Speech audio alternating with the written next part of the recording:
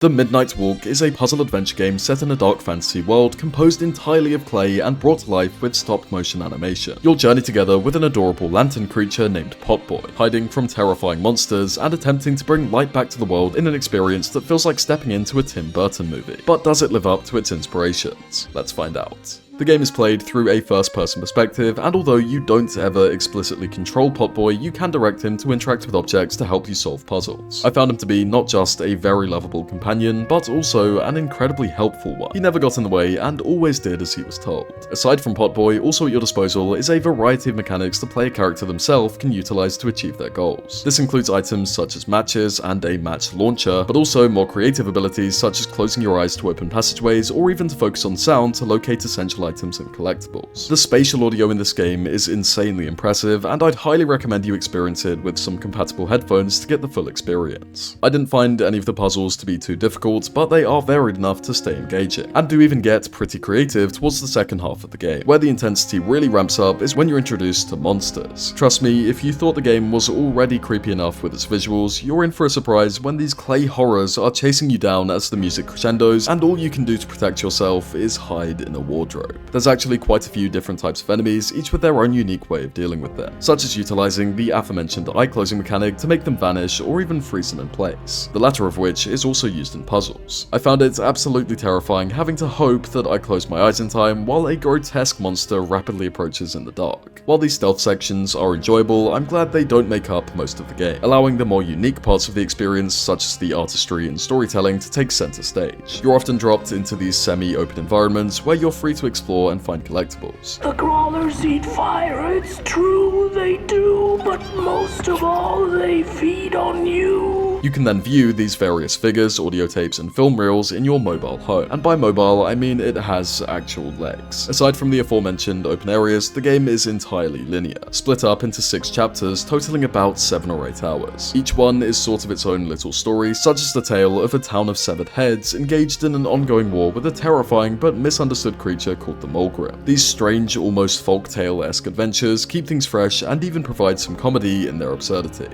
Look at those 2 arms swinging around.